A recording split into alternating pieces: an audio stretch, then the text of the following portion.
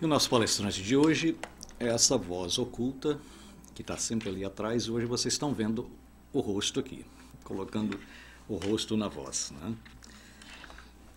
E hoje é um lindo domingo de Páscoa. Feliz Páscoa!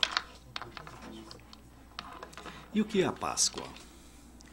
A Páscoa é o dia do coelho que bota ovo de chocolate e por isso é proibido comer carne, para não fazer concorrência com o coelho. É assim que a gente entende, assim que muita gente aprende, ou entende, ou leva adiante, e no final das contas ninguém nem sabe mais do que se trata a Páscoa, né? É uma festa religiosa. Então, eu vou ler um texto na íntegra aqui de Luiz Fernando Veríssimo, muito interessante sobre a Páscoa. Papai, o que é a Páscoa? Ora, a Páscoa é uma festa religiosa. Igual ao Natal? É parecido. Só que no Natal comemora-se o nascimento de Jesus. E na Páscoa, se não me engano, comemora-se sua ressurreição. Ressurreição, papai? É, ressurreição. Marta, vem cá. Sim, querido. Explica para esse garoto o que é a ressurreição para eu poder ler meu jornal. Bom, meu filho, ressurreição é tornar a viver após ter morrido. Foi o que aconteceu com Jesus, 3 dias depois de ter sido crucificado. Ele ressuscitou e subiu aos céus, entendeu? Mais ou menos, mamãe. Mamãe, Jesus era um coelho? Que isso, menino? Não me fala uma bobagem dessas, coelho. Jesus Cristo é o papai do céu. Nem parece que esse menino foi batizado. Jorge, esse menino não pode crescer desse jeito, sem ir numa missa, pelo menos aos domingos. Até parece que não lhe demos uma educação cristã. Já pensou se ele solta uma besteira dessas na escola? Deus me perdoe. Amanhã mesmo vou matricular você no catecismo. Mamãe, mas o papai do céu não é Deus? É, filho. Jesus e Deus são a mesma coisa. Você vai estudar isso no catecismo. É a Trindade. Deus é Pai, Filho e Espírito Santo. Mamãe, o Espírito Santo também é Deus? É sim. E Minas Gerais? Sacrilégio. Mamãe, é por isso que a ilha de Trindade fica perto do Espírito Santo? Não é o estado do Espírito Santo que compõe a Trindade, meu filho. É o Espírito Santo de Deus. É um negócio meio complicado, nem a mamãe entende direito. Mas se você perguntar no catecismo, a professora explica tudo. Mamãe, se Jesus não é um coelho, quem é o coelho da Páscoa? Eu sei lá, é uma tradição. É igual a Papai Noel, só que ao invés de presente ele traz ovinhos. Mamãe, coelho bota ovo? Chega. Deixa eu ir fazer meu almoço que eu ganho mais. Papai, não era melhor que fosse uma galinha de Páscoa? Era melhor, sim. Ou quem sabe um urubu. Papai, Jesus nasceu no dia 25 de dezembro, né? Que dia que ele morreu? Isso eu sei, na Sexta-feira Santa. Papai, que dia e que mês? Sabe que eu nunca pensei nisso? Eu só aprendi que ele morreu na Sexta-feira Santa e ressuscitou 3 dias depois, no sábado de Aleluia. Papai, 1 dia depois. Não, 3 dias depois. Papai, então ele morreu na quarta-feira. Não, morreu na Sexta-feira Santa. Ou terá sido na quarta-feira de cinzas.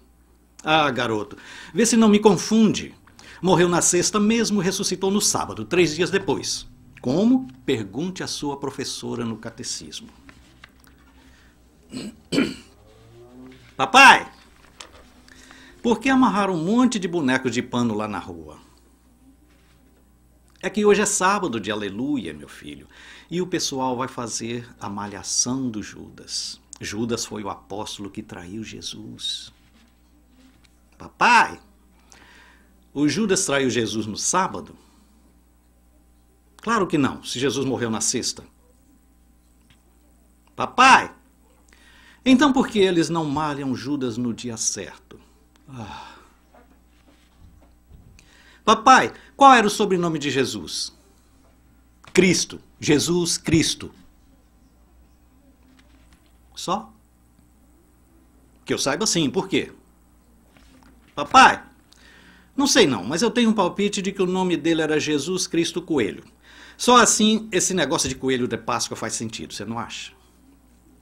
Ai, coitada. Papai, coitada de quem? Da sua professora do catecismo. Luiz Fernando Veríssimo, consagrado escritor brasileiro. Mas é assim que a gente aprende ou que a gente ensina sobre a Páscoa para os nossos filhos, né?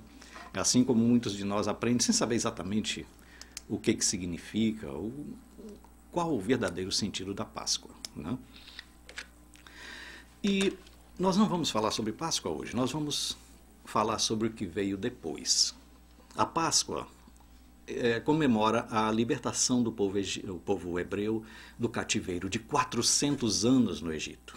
Nós assistimos isso, quem foi o ano passado a Pensilvânia, no ano anterior, né, assistir aquela peça no teatro Nós Fomos em Grupo, se vocês se lembram, né?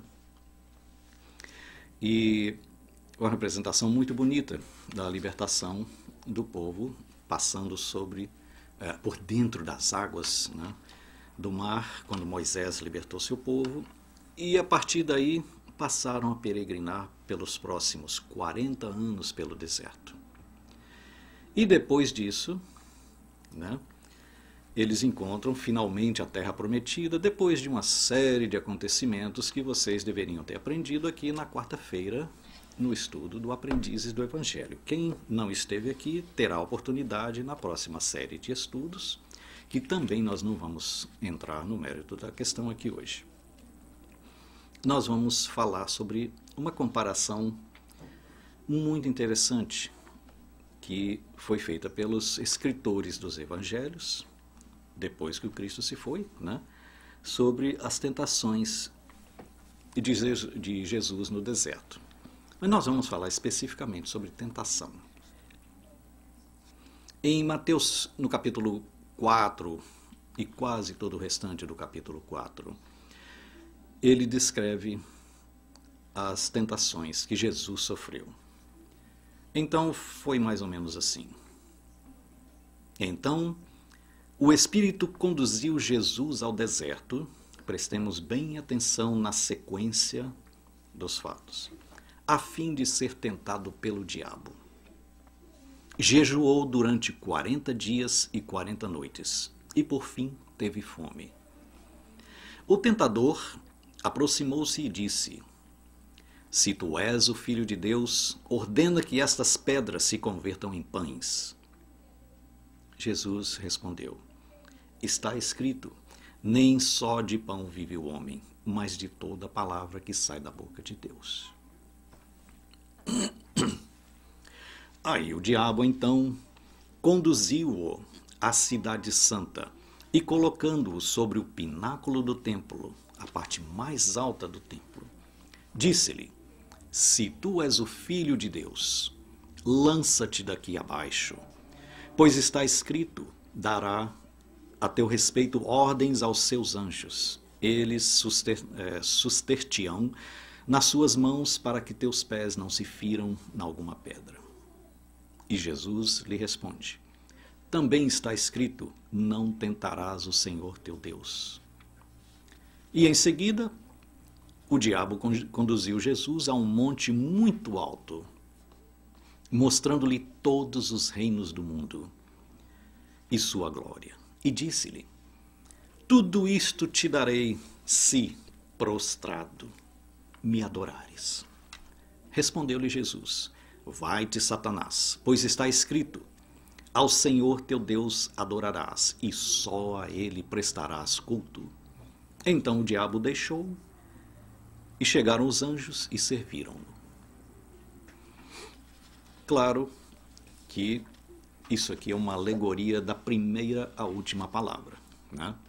Imaginemos, vamos agora fazer uma rápida análise nessas 3 passagens. Então, de volta à primeira tentação.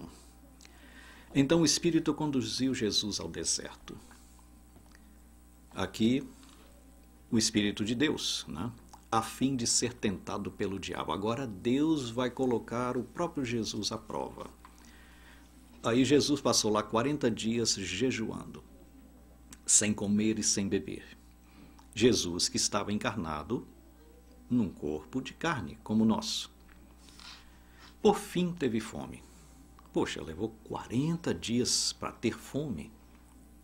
A gente fica 40 horas sem comer, a gente já fica doido, né? Mas Jesus, nesse caso aqui, dizem os escritores dos evangelhos, que Jesus ficou 40 dias. E aí aproximou-se o tentador. Aí chegou o diabo, o capetão, chegou para ele e disse, né? Se és filho de Deus, agora vai desafiar a autoridade de Jesus. Então imaginemos aqui, em primeiro lugar, que nós sabemos, né, pelo esclarecimento iluminado da doutrina espírita, que o diabo não existe. Aquele ser a quem foi atribuído, né, toda a característica do diabo, o capeta, o Satanás, né, o nome que queiram dar, né, não existe essa pessoa, esse espírito, o espírito do mal, o anjo do mal, aquele anjo que se revoltou contra a criação, né, não existe. Existem vários diabos por aí, né? São os nossos irmãos, como nós, que optam se retardarem no mal, em seu lento passo evolutivo, se tornam maus e de tanta maldade praticada e sentida e guardada e retida, eles podem mesmo deformar o próprio perispírito. Leiam o livro dos médiuns, o livro dos espíritos, e vocês vão poder aprofundar melhor nessas minhas afirmativas. E várias outras obras espíritas também. Então, deformando o perispírito, alguns mesmo se apresentam na visão mediúnica dos encarnados, dos médiuns, videntes, e mesmo dos espíritos desencarnados, como uma figura diabólica mesmo. Alguns chegam a adotar mesmo a aparência descrita pela literatura, de chifre, de rabo, né? Uns vermelhos, outros completamente negros. E então é possível sim um espírito muito retardado, muito atrasado em seu estágio evolutivo, muito arraigado no mal, ele se apresentar fisicamente, em perispírito, é claro, como o capeta da nossa literatura, como o diabo, né? Mas um espírito dessa condição moral, ele não tem autoridade para chegar para Jesus e dizer: se és o Filho de Deus, faça isso ou faça aquilo, porque eu estou lhe provando. Completamente inadequado ao nosso entendimento, né? Então, claro que nós vemos aqui uma alegoria. Aí, o diabo, com todos os seus poderes, transporta Jesus agora ao pináculo do templo. Vai lá no templo de Jerusalém, na casa de Deus, né, da época, segundo os judeus, e desafia Jesus a se lançar dali, porque se ele realmente é o Filho de Deus, Deus vai ordenar aos seus anjos que o amparem e Jesus não vai se esborrachar lá embaixo no chão. Porque Jesus estava encarnado num corpo de carne, com muitas limitações, né? Embora toda a sua luz. Então vemos aqui mais uma incoerência, que a nossa razão não vai aceitar isso como um fato que aconteceu exatamente desse jeito, né? Em primeiro lugar, o diabo aqui teria de ser igual ou mais poderoso que Jesus, para poder pegar o próprio Jesus e levar, transportá-lo. E naquela época não tinha ônibus, não tinha táxi, não tinha Uber. Ele tinha que ir volitando até o pináculo do templo, para lá poder desafiar Jesus a se atirar. E Jesus lhe diz, né, não tentarás o Senhor teu Deus. Ou seja, você tem que acreditar, tem que ter a fé, não fique tentando Deus.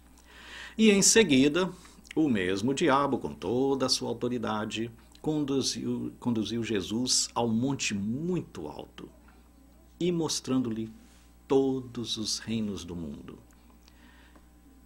Então nós sabemos que não existe no planeta Terra tal lugar, de cima do qual podemos ver todos os reinos do mundo. Até mesmo porque a Terra é redonda, quem está aqui não vai ver o que está aqui embaixo, né? Então vemos aqui uma outra alegoria, claro. E o diabo ainda propôs aí mais ainda mais descabível proposta.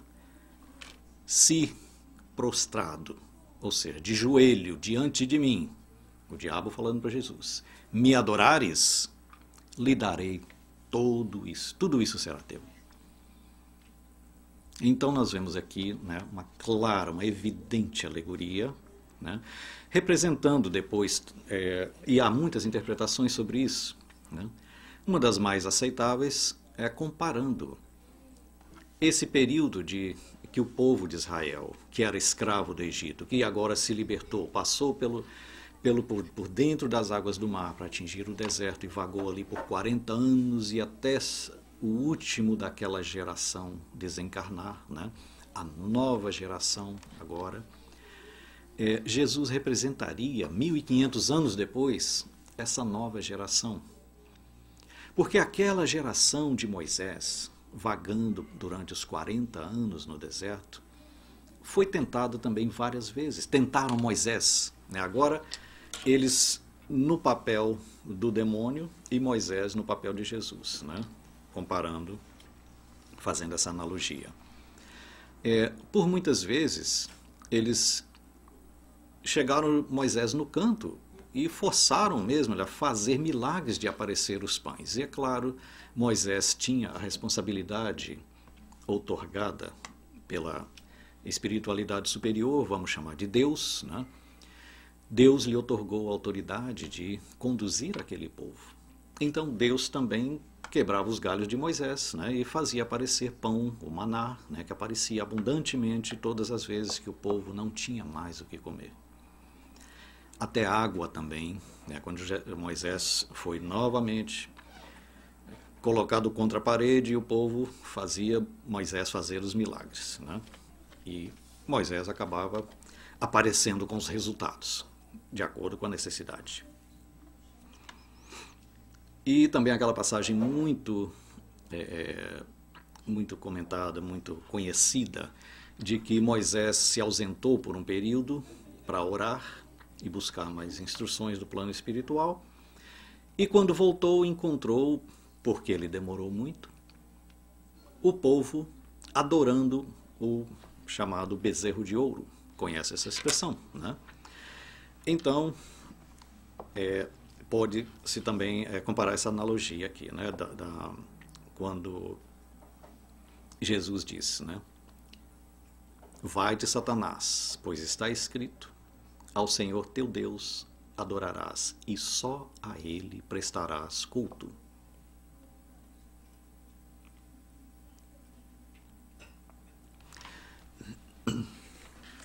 Então nós entendemos essas tentações como as provas necessárias.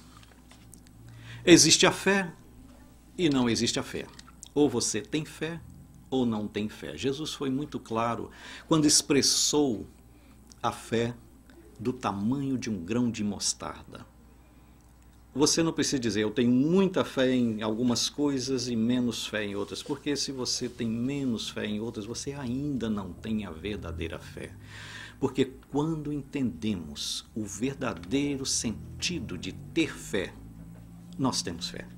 Por isso que Jesus dizia, se tiveres fé do tamanho de um grão de mostarda, ou seja, uma coisa muito pequena, mas está ali, presente, existe.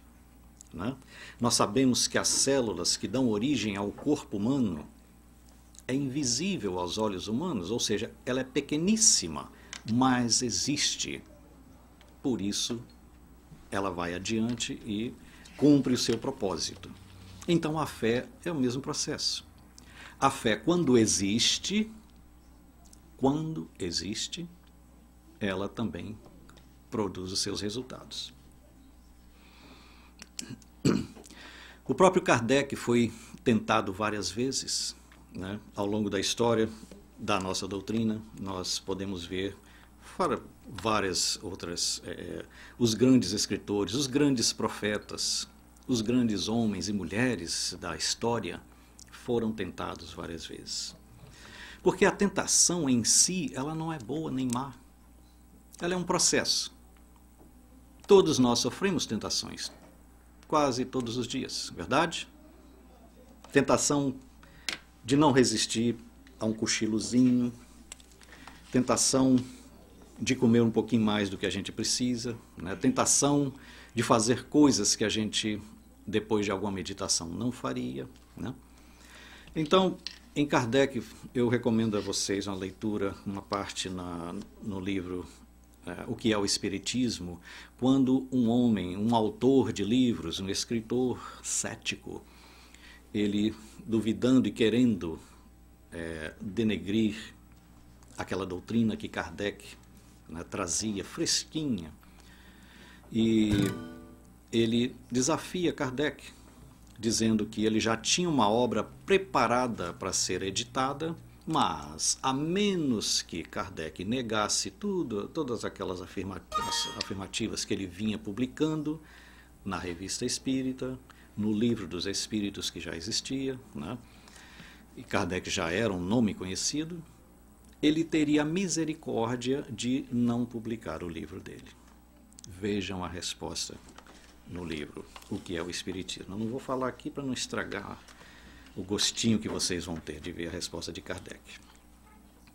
Recentemente também foi bem divulgado, vocês podem ver no YouTube, uma certa passagem do filme Bezerra de Menezes, quando também um ateu, né, se levanta com todo respeito, pede licença na casa espírita, onde estava vendo, né, o trabalho da noite, e ele pede para falar com Bezerra, né, e também ele pergunta se Bezerra aceitaria, né, um debate, porque ele é ateu e todos os seus amigos que o apoiavam naquele movimento e etc. e tal. Procurem isso no YouTube, Bezerra de Menezes, ateu, coisas assim. Vocês vão entrar, vocês vão achar várias referências a respeito. Vão ver a resposta de Bezerra de Menezes a esse homem ateu que o tentou, né? A maior tentação da história, qual foi? Que nós conhecemos. Eu vou falar só a primeira letra, Adão e Eva. Né? Adão e Eva. Então Deus criou o primeiro homem, 1-0 para nós. Depois, como a costela do homem, criou a mulher. E foi aí, né, que alguns dizem que Deus começou a complicação do mundo. E falou para eles: vocês estão aqui no paraíso, estou dando tudo de graça para vocês. Aqui só não tem Wi-Fi, mas tudo mais aqui é de graça para vocês, né? O que vocês quiserem. Mas daquela árvore não comerão os frutos. Aí apontou para uma macieira, aquelas maçãs mais lindas. E quando Deus saiu, foi cuidar dos seus business, foi criar mais mundos, mais outros planetas, outras galáxias, que é o que Deus faz. E aí Adão olhou para Eva que você acha? Eva, claro, mulher vai direto no ponto, né? E aí, naquela tentação, porque tudo que é proibido é gostoso, é bom, é bonito, a galinha do vizinho é sempre mais gorda. Aí vem aquela serpente, veja bem, não é o serpento, é a serpente, também no feminino, né? Vem a serpente toda insinuante e fala aquelas coisinhas, convence, aquele papo de vendedor, de profissional de marketing, convenceu seus clientes a irem provar o fruto proibido, né? Absoluta alegoria. E uma vez eu me lembro, ainda uns 20 anos atrás, fazendo uma pequena explanação sobre Adão e Eva, ao fim de toda a análise daquela alegoria, uma pessoa na plateia ainda se levanta. André, então é verdade que Adão e Eva não eram um homem e uma mulher? Eu pensei, oh, que bom, pelo menos entendeu, né? Então, é claro, tudo aquilo ali traz, cada palavra dessa alegoria traz um significado profundo que a gente poderia desdobrar em várias noites de estudo. Quem era Adão, quem era Eva, o que representavam essas figuras, o que representa a árvore que Deus proibiu, né? O que representa a maçã, o que representa a serpente, né? Pelo amor de Deus, gente, qualquer coisa menos um homem e uma mulher, tá? Então tudo isso tem um significado profundo. Começa pelo livre-arbítrio, é a própria história da evolução do ser humano. E o livre-arbítrio, o momento da escolha. Porque nós nos deparamos com esses momentos todo o percurso da nossa vida.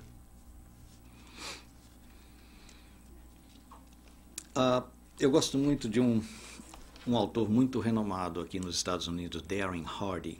Uma coisa que eu estava lendo sobre... Estava lendo uma das publicações dele esses dias atrás, e uma frase me pegou muito em cheio. O homem é o único animal que tem a opção de fazer menos do que é capaz. Todos os outros animais da criação, não dotados de livre-arbítrio, dotados do instinto original que os guia, fazem o máximo que podem. E só o que podem. Não inventam moda, não fazem menos do que podem. Os animais, o castor, por exemplo, que constrói barragens, ele faz da melhor maneira possível. O João de Barro, o passarinho que constrói o seu próprio ninho no barro, até a posição com que ele coloca, com que ele começa a sua construção, em relação à direção dos ventos mais constantes, a posição do sol, é perfeito em tudo. E ele nunca faz menos do que é capaz de fazer. E vários outros animais, se vocês... Hoje, com essa fartura, essa maravilha que é a chamada internet, a gente vê coisas maravilhosas, né?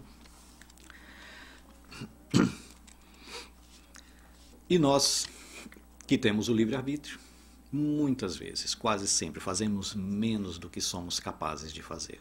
Porque é sempre a nossa escolha. Vamos, por exemplo, rever as nossas resoluções de ano novo, chegado agora ao fim de março. Quem aqui presente, levante a mão, entre todos nós, mantém até hoje todas as resoluções de ano novo.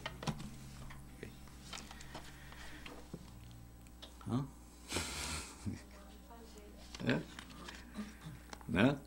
Então já se perderam, muitas delas já se perderam ao longo dos meses, ao longo das semanas, quem sabe ao longo da primeira semana, né? As nossas resoluções de ano novo ficaram no ano novo. Aquele gás, aquela energia que a gente tem da passagem de ano, da nova data, nova era, um novo ano iniciando, vai se esmaindo com o tempo. vai se esvaindo, vai se diluindo no nosso livre-arbítrio. Porque somos tentados a permanecer um pouco mais na cama quando a nossa proposta inicial de ano novo era levantar às 6 da manhã e ir para a academia fazer ginástica, para perder um pouquinho da barriga, só um pouquinho, porque já viu, né? A gente não quer perder muito. Quando muitas outras coisas nós prometemos a nós mesmos que faremos para melhorar a nossa vida, para fazer valer mesmo a nossa proteção espiritual, os espíritos superiores que se interessam por nos ajudar, que nós prometemos a nós mesmos que vamos procurar fazer melhor para merecer essa ajuda, a gente vai perdendo ao longo do caminho, de pouco em pouco. Conta-se que um grande conquistador, navegante, tinha em seus navios o seu exército fiel, bravos guerreiros, um por todos, todos por um. E eles ouviram falar de uma ilha onde o inimigo havia construído um grande forte para guardar muitos tesouros do rei daquela nação. Aquele navegante pensou, eles eram meio piratas, eu quero aquilo para mim. Nós queremos aquele tesouro, não é? É. Então vamos lá. Chegados à praia, o forte era meio longe, nessa historinha o inimigo não os viu descer na praia. Chegaram na praia, desceram, né, esse grande conquistador, esse grande pirata, e deu uma ordem para seu capataz: queime nossos navios. Mas, senhor, como vamos voltar para casa? Nos navios deles. Olha o nível de resolução, certo? Vamos voltar para casa nos navios do inimigo. Ou seja, não há opção de fazer diferente daquilo que eu planejei. É a mais alta expressão do livre-arbítrio. Em algumas histórias, muitos usam queimar as pontes, né? Ou seja, caminhar sempre adiante. Porque se eu decidir voltar atrás, a ponte por onde eu passei vai estar queimada. Eu não vou ter a opção de voltar. Assim deve ser a nossa batalha com o nosso livre-arbítrio também.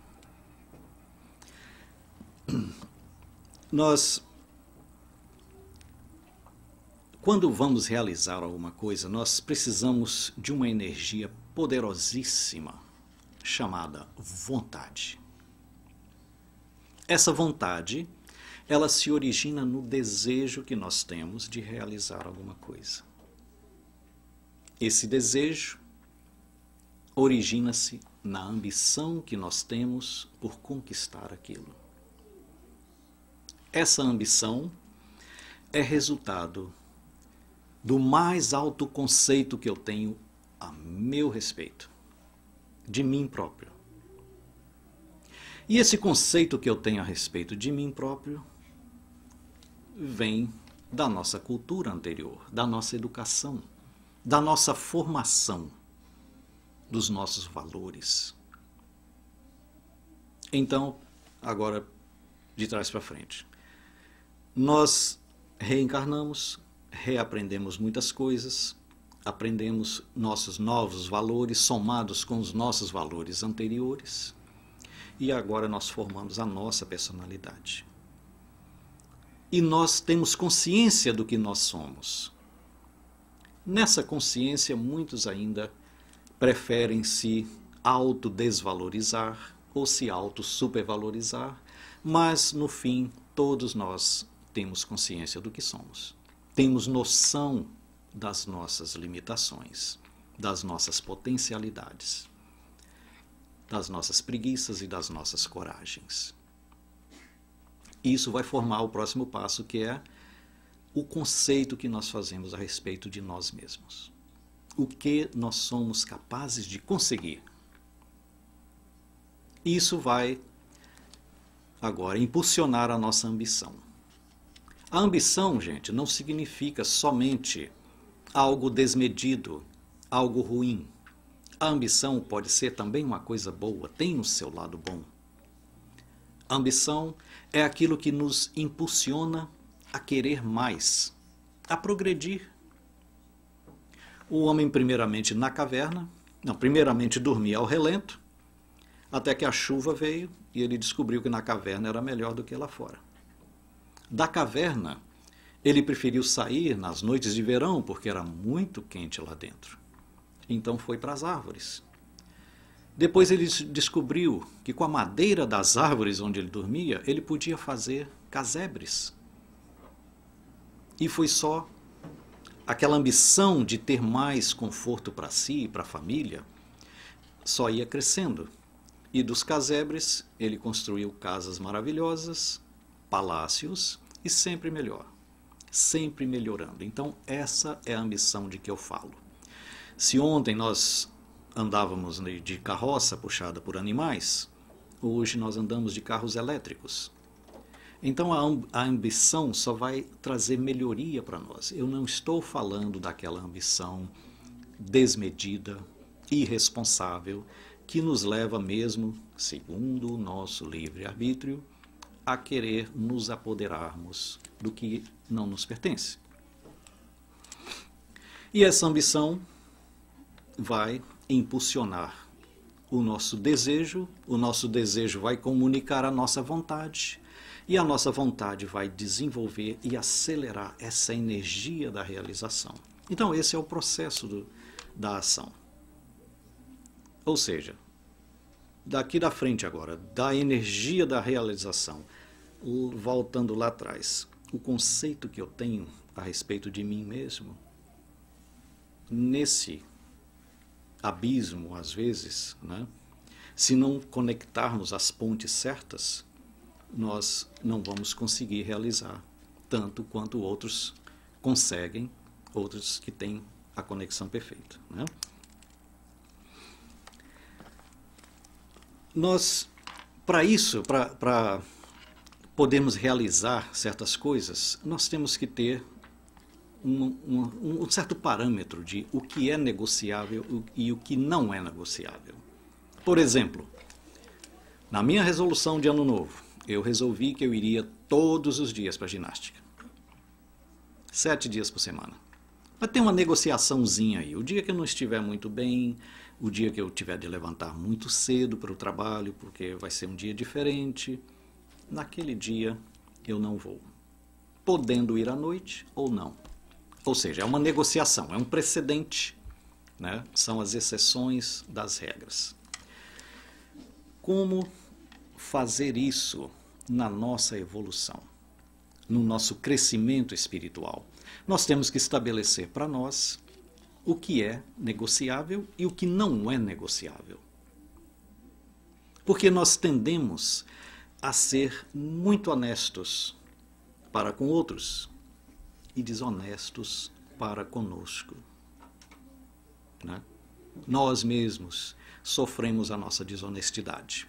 Se nós queremos criar um bom conceito lá fora, uma boa imagem comercial da nossa pessoa, representando o nosso negócio, a nossa profissão, nós vamos tratar excelentemente nossos clientes. Mesmo que nossos clientes sejam nojentos, aquela pessoa arrogante, impraticável, nós vamos tratá-lo muito bem, porque é o nosso ponto de não negociação. Eu não me admito a tratar mal meu cliente, né? Mas, quando se trata de não ir para a ginástica, de não comer o chocolate que eu me propus a não comer, né? Não falar a palavra feia, vulgar que eu costumava falar, não fofocar a respeito das vidas das pessoas. Quando chega nesse ponto, a gente sempre tem uma negociaçãozinha. Eu falei que eu não vou falar mais mal de ninguém, mas não estou falando. É assim que a gente começa, né? Mas você viu? E aí começa, vai longe, né? Então tem esses pontos. se nós não decidirmos sermos honestos conosco, tanto quanto somos para com os outros, com os nossos clientes, onde é que está aí a nossa integridade? Esse é o mais alta visão que nós temos de nós mesmos, naquele passo do nosso processo de escolha, né?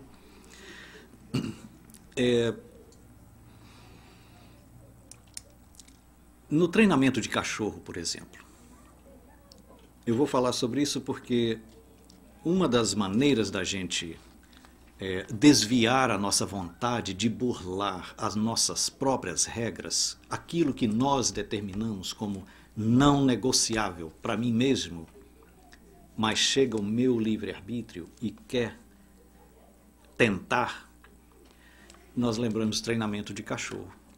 No Brasil eu criava fila, esses cachorrinhos pequenininhos assim, né?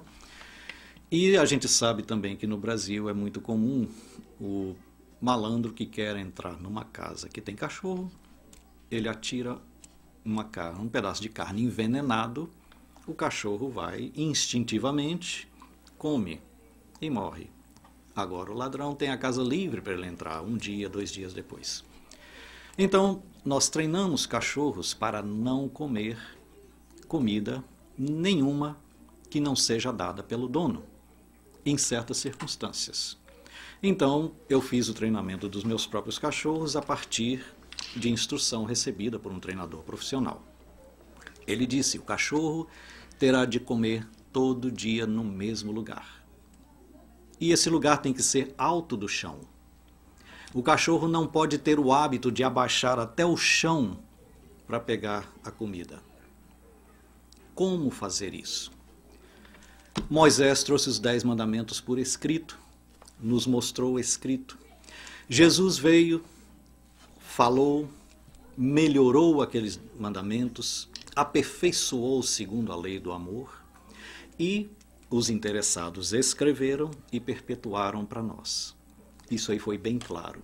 E foi deixado ao nosso livre-arbítrio escolher seguir aquilo ou não.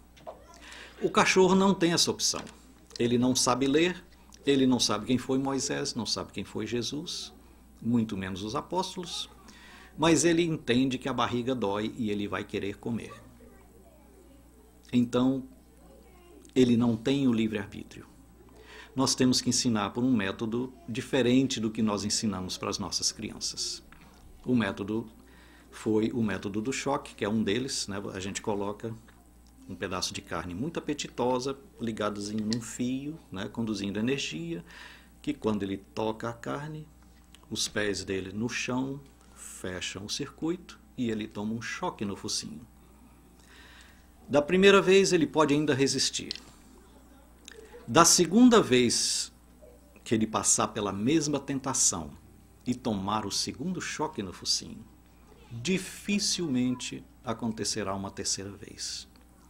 E o cachorro, ele nos ensina algo que muitos outros animais não ensinam e que o ser humano não aprende. Ele passa a nem olhar para aquela carne no chão. Ele vai entrando como parte do treinamento, a carne é colocada lá de novo, na mesma condição, conduzindo eletricidade, no ambiente onde o cachorro vai ser convidado a entrar.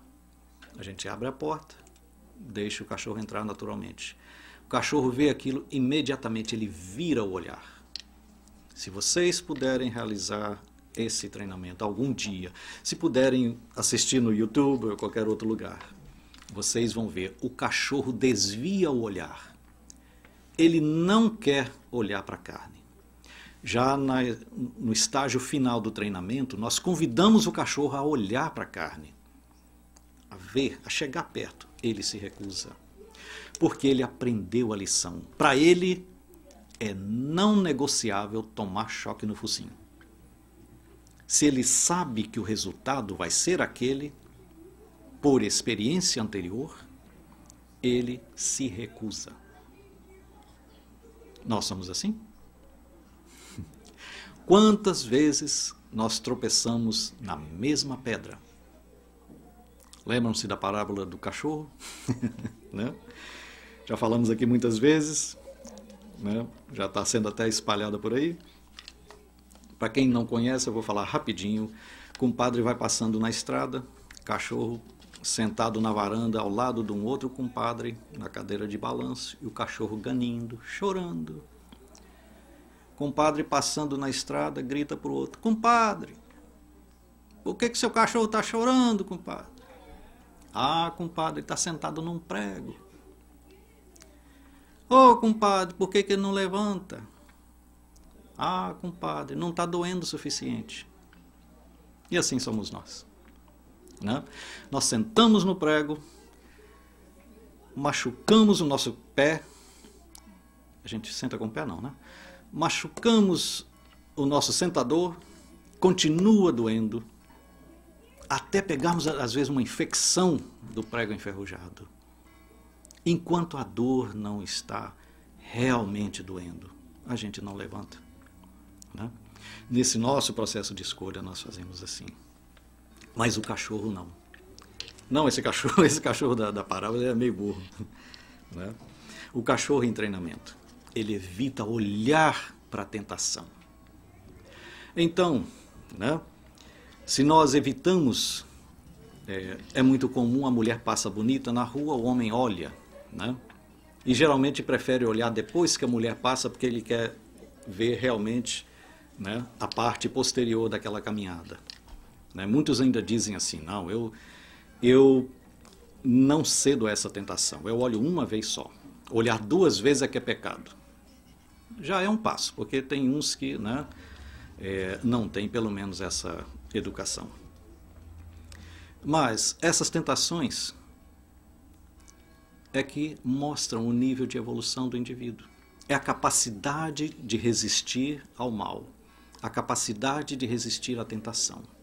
Voltando a uma das nossas primeiras afirmativas aqui, a tentação em si não é má. Aquela representação toda de Jesus, né, que Jesus foi tentado a fazer milagre dos pães para se autoalimentar, alimentar a si mesmo. Ou seja, né, ali toca na questão do egoísmo, da vaidade, né, porque o diabo desafiava Jesus a cuidar de si, a não seguir o processo natural das coisas, tomar o atalho, né, o artificialismo, faça milagre e se alimente.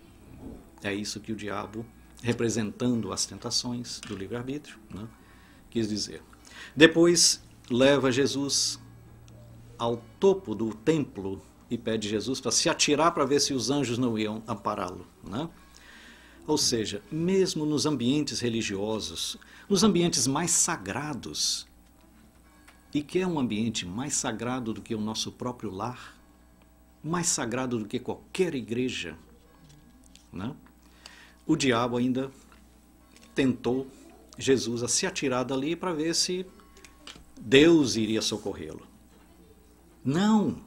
Se Jesus fosse aquilo ali, um ato verdadeiro, ia se esborrachar lá embaixo. Ele não poderia desafiar a lei da gravidade, que é uma lei natural. É um atributo de Deus. Deus é perfeito em tudo. Deus criou a lei de gravidade no planeta. Ninguém está isento dessa lei. Lei é exatamente aquilo que todos estão abaixo dela. Se tiver alguém acima daquela lei, só pode ser Deus, ou é alguém fora da criação, alguém miraculoso. E o último milagre mostrou a Jesus todos os reinos da terra, ou seja, todas as possibilidades materiais, tudo aquilo que pertence à vida passageira da matéria. Né? Se me adorares, e o diabo era a própria tentação, ou seja, se eu ceder a todas as tentações, se eu quiser fazer tudo que o meu corpo exige que eu faça, o meu corpo temporário que vai apodrecer, exigir o meu espírito eterno que deve comandar esse corpo, ceder a todas as tentações. Né? Então, essas comparações, né, essa analogia que se aplica a essas tentações de Jesus. E tem uma outra história de um jovem índio também. O jovem índio, o novo guerreiro, saindo da adolescência, entrando na fase adulta agora, ele vai ser aceito entre os guerreiros mesmo nas batalhas. Ele terá de passar por todas as provas antes de receber a sua lança de guerreiro. O jovem índio aprende todos os perigos da floresta, das montanhas. Ele sabe que a cascavel, a rattlesnake, é perigosa, tem um veneno mortal. Você não pode virar as costas para uma cascavel. Não pode confiar numa cascavel. O jovem guerreiro agora é levado pelos guerreiros mais antigos à prova final. Ele terá de escalar um monte. E no topo do monte há neve, a temperatura é baixíssima, agreste mesmo a vida humana. E ele terá de subir sem camisa. Ele passa por essa prova, sobe ao topo dessa montanha. No topo da montanha, ele ouve um chocalho balançando. O que era? Uma cascavel. A cascavel falou para ele: "Tá gelado aqui em cima. Você vai descer. Tem uma pele de búfalo ali atrás da pedra." E o jovenzinho índio, morrendo de frio, ele já se achava incapacitado até mesmo de voltar. Ele sabia que ele iria morrer antes de chegar à metade do caminho de volta. Ele foi lá ver se a pele de búfalo era verdadeira. E era confortável, quentinha. Ele pegou, se enrolou. Não foi dito a ele que ele não poderia utilizar a pele de búfalo. A cascavel lhe diz agora: